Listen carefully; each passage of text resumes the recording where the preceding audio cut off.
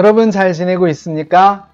우리가 서로 얼굴을 마주하고 볼 수는 없지만 온라인으로도 우리 함께 마음을 나누면서 서로를 위해서 응원하고 힘냈으면 좋겠습니다.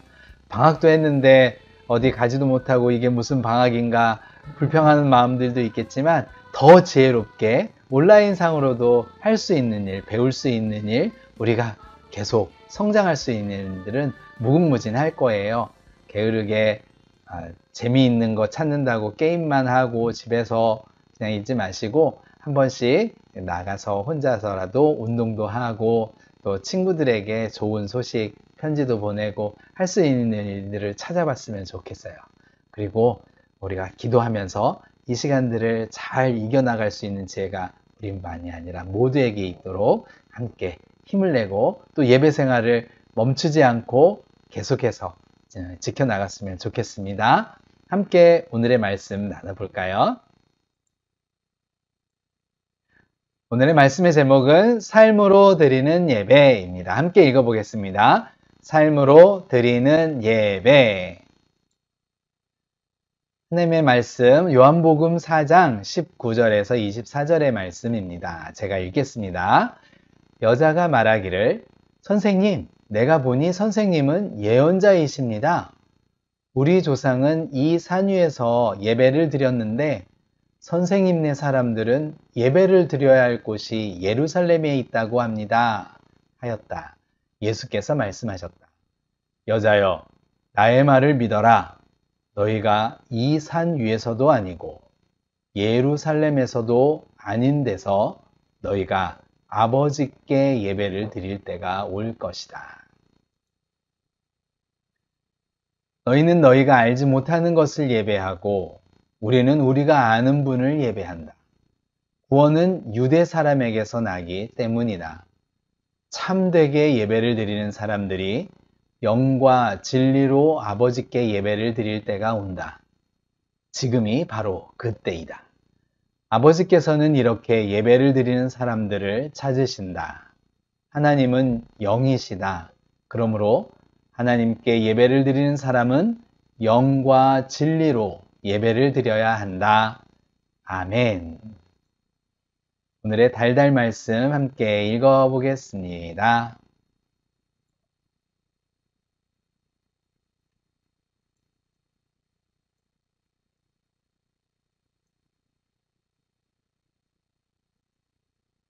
오늘의 달달 말씀, 하나님은 영이시니 예배하는 자가 영과 진리로 예배할지니라. 요한복음 4장 24절 말씀. 함께 다 같이 읽어볼까요?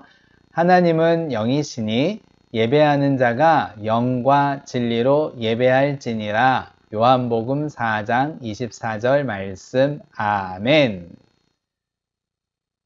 여러분, 예배에 대한 이야기예요. 8월은 예배에 대해서 이야기를 나눌 거예요. 예배가 무엇인지, 어떻게 예배를 드려야 하는지, 우리가 온라인으로 예배 드리고 있지만 그래도 함께 모일 수 없어도 어디에서나 우리의 예배는 멈춰지지 않아요.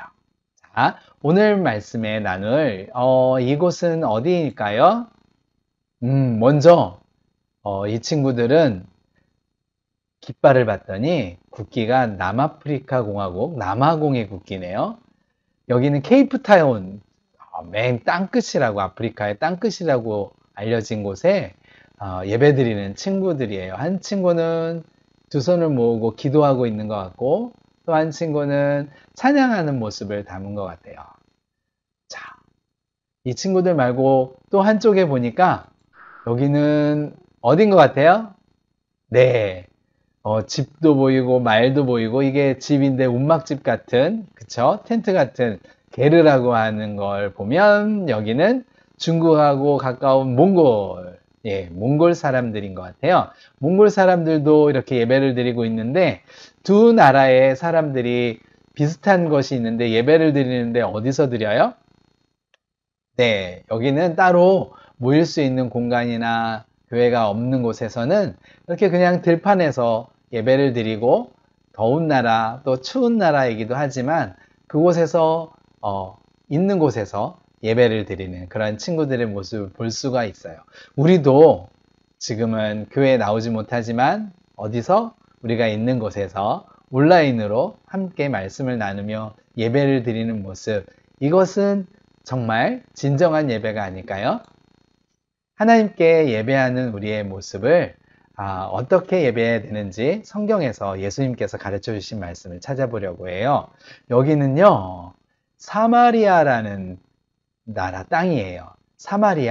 사마리아는 유대 사람들이, 예수님이 태어났던 유다 사람들이 저 사마리아 사람들은 짐승 같은 사람들이야. 보니까 하나님을 섬기지 않고 다른 이방신과 함께 섬기면서 우리와 함께 섞이면 안 될 사람들이야. 그렇게 혐오하고 또 싫어하고 또 얕잡아보고 그랬던 사람들. 그 지역은, 그래서 유대 사람들은 그쪽으로 다니지 않고 다른 쪽으로 빙 둘러서 다니고 그랬대요. 갈 일이 있어도 사마리아 지역은 피하려고 했는데, 여기에 수가성이라는 성이 있는데 거기에 야곱의 우물이라는 우물이 있었다고 합니다. 여기에 예수님이 찾아가신 거예요.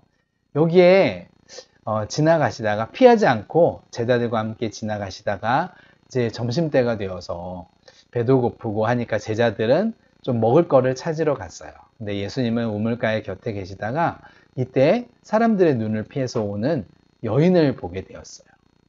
이때는 잘 해가 뜨겁고 그래서 나타나지 않는, 사람들이 오지 않는 그 시간인데 이 여인이 혼자서 우물 곁에 물을 기르러 온 거죠.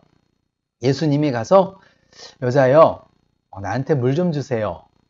물 좀 주시겠습니까? 이렇게 부탁을 했는데 여인이 좀 야박하죠. 당신은 유대 사람인데 왜 사마리아 사람인 나에게 물을 달라고 하세요? 사마리아 사람들을 무시하잖아요. 이런 식으로 좀 쏘아붙였어요. 목마른 사람에게 물을 좀 줄 수도 있는데 이 여인은 좀 그런 것 같아요. 그죠? 성격이. 예수님이 이 여인에게 이렇게 말을 해요. 당신이 내가 누구인지 알았으면 오히려 나한테 물을 달라고 했을 겁니다. 내가 주는 물은 영원히 목마르지 않는 물을 줄 수 있으니까. 그게 무슨 말일까요? 예수님이 좀 신비한 이상한 이야기를 하시는 것 같은데, 예수님이 이렇게 말씀하시니까 여인은 예루살렘엔 우리 야곱의 우물 같은 샘은 없는데 어떻게 나에게 목마르지 않는 그런 물을 준다고 하시는 거예요? 하면서 또 턱 쏘아붙였어요. 그러면 여기에 우물에서 당신이 물을 마시든지 하세요 하면서 아주 불친절하게 이 여인은 계속 얘기하는 거예요. 이 예수님은 이 여인의 이 말 속에, 이 뒤에 이 여인이 목말라 하고 있는 영혼을 보게 되었어요. 이 여인은 원래 남편이 한 명이 아니고 5명이나 되었나 봐요. 예수님은 그걸 아시고 남편을 데려와 보세요 하면서 그 여인의 약점을 톡 찔렀어요.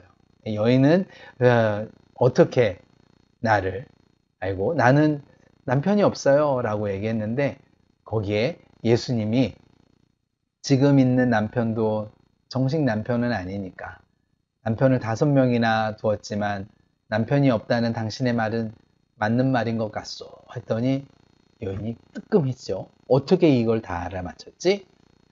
그때 물어보는 거예요. 예루살렘에서 당신들은 예배하고 하나님을 섬기는데 우리는 이 야곱의 우물에서 단을 쌓고 이 성에서 예배를 드려요. 어디서 예배를 드리는 게 맞나요? 하고 물어보니까 예수님은 예배는 이곳이나 예루살렘이나 어떤 장소가 아니라 누구에게 드리는지가 중요하지요. 아버지께 예배를 드리는 겁니다.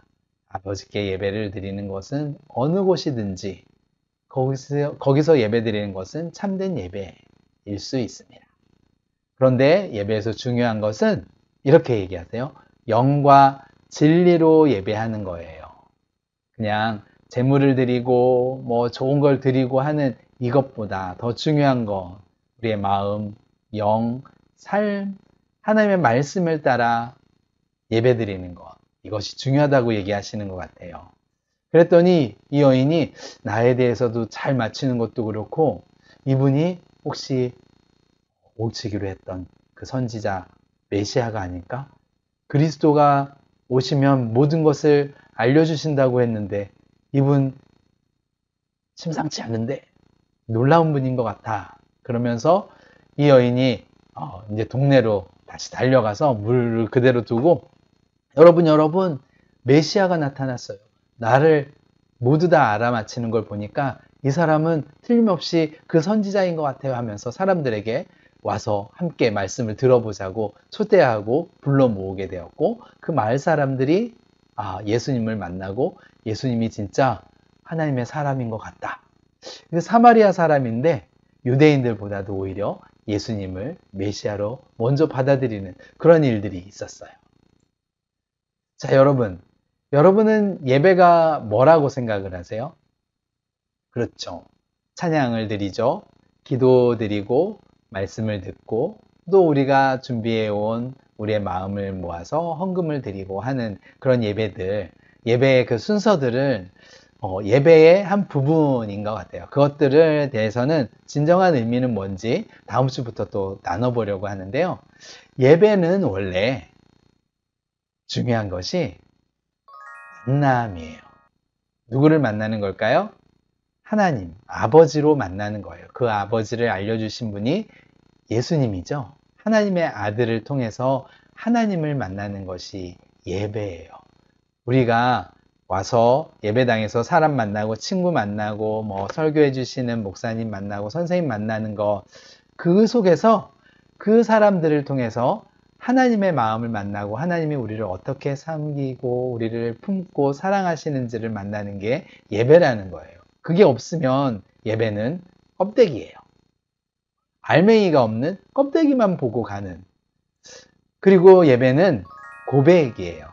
나의 모습을 드러내는 거예요. 사마리아 여인이 어떻게 했어요? 숨기려고 했지만 예수님은 다 알고 계셨죠? 그래요. 우리가 말하지 않아도 예수님은 다 아세요. 하지만 우리가 이러한 모습입니다. 나는 잘못도 많고요. 또 나의 상황은 어렵고요. 나는 미움도 많은 사람이고요. 나의 이야기들을 예수님께 하나님께 다 이야기하고 고백하고 인정하는 거. 그때 어떻게 하나님이 우리의 아버지셔서 우리를 다 품으시고 아시지만 우리를 용서하시고 우리를 붙들어 주시고 도우시는 분이라는 것을 만나는 거죠. 그래서 우리가 하나님께 우리의 모습을 상황을 고백하고 우리의 죄를 인정하는 것, 그것이 중요해요. 그런 사건이 일어나는 게 예배고요. 또 예배는 변화예요. 거기서 그냥 멈추는 게 아니고 우리의 삶이 변하는 거예요. 우리의 잘못된 모습, 우리의 안 좋은 상황 이런 것들을 이겨나가면서 복음으로 하나님의 말씀을 따라서 변화되는 거예요. 우리의 삶이 바뀌지 않으면 예배는 정말 의미 없는 것이 돼요. 진리도 아니고 영도 아니고. 그래서 예수님이 말씀하셨던 예배는요, 우리가 모이는 그 예배의 자리가 어떠하든지 간에 거기에 하나님과 만나면서 영과 진리로 예수 그리스도를 통해서 예배하는 건데요. 영이라는 것은 성령께서 우리의 마음을 이끄셔서 우리의 눈을 열어서 하나님의 말씀이 하나님의 마음이 어떠한지를 보게 하시는 그것을 만나는 것이고요. 진리는 말씀이죠. 말씀대로 우리가 어떻게 살아야 될지 예수님이 어떻게 살으셨는지를 깨닫는 거예요. 그래서 성령과 우리 성경 말씀으로 예배하면서 우리의 마음이 하나님을 만나고 우리의 삶이 말씀대로 살아갈 수 있게 되는 것, 이것이 영과 진리로 예배를 드리는 것이다. 이렇게 예수님이 우리에게 가르쳐 주셨어요. 우리의 삶의 예배는 그래요. 하나님이 우리에게 오셨던 것처럼 우리도 세상으로 나아가는 예배. 예배의 장소에서 하나님을 만나고 우리의 삶에서 하나님을 드러내는 예배. 그러한 예배, 영과 진리의 예배를 우리도 드릴 수 있을 거예요. 여러분 지금은 온라인으로 예배를 드리지만 하나님은 오늘도 우리에게 응원하고 계세요. 다가오셔서 우리의 예배를 받으시고 우리의 예배가 멈춰지지 않도록 우리를 지켜주실 거예요. 다시 만날 때까지 우리 꿋꿋하게 이겨나가고 또 서로 도울 수 있는 일들을 또 우리가 성장할 수 있는 시간들을 잘 만들면서 우리의 삶이 변화되는 예배로 하나님께 영과 진리의 예배를 드렸으면 좋겠어요. 다음 주부터는 예배의 순서에 대해서 이 예배의 순서가 어떤 의미를 갖는지 찬양, 기도, 이런 우리가 드리는 봉헌 이런 예배에 대해서 우리가 어떤 마음으로 더 예배를 잘 드릴 수 있을지를 나눠보려고 해요. 우리의 예배의 삶을 성숙시켜가는 우리가 서로 만나지 못하지만 우리가 예배를 사모하는 마음으로 함께 예배하는 저와 여러분이 되기를 소망해 봅니다. 함께 기도하겠습니다. 하나님, 우리의 마음을 들여서 주님께 예배를 드립니다. 기도를 드립니다. 또 찬양을 드립니다. 우리가 하나님과 예배 가운데서 만나고 하나님의 마음을 깨닫고 우리의 모습에 부족한 부분들, 죄된 모습들을 주님 앞에 고백하고 거기서 멈추는 것이 아니라 하나님을 만난 그 기쁨으로 복음대로 우리의 삶이 변화되고 이 변화된 삶으로 예수 그리스도를 또 하나님의 사랑을 전하는 우리가 되게 해주세요. 우리의 예배가 온라인이지만 멈추지 않고 계속해서 성장하며 주님 닮아서 예수 그리스도의 모습으로 성장해가는 우리가 되게 해주세요. 예수님의 이름으로 기도드립니다. 아멘. 여러분, 한 주간도 같이 힘을 내서 예배를 회복하고 삶을 더 능력 있게 살아가는 여러분 저가 되었으면 좋겠습니다. 힘냅시다. 또 다음 주에 말씀으로 만날게요. 여러분 안녕.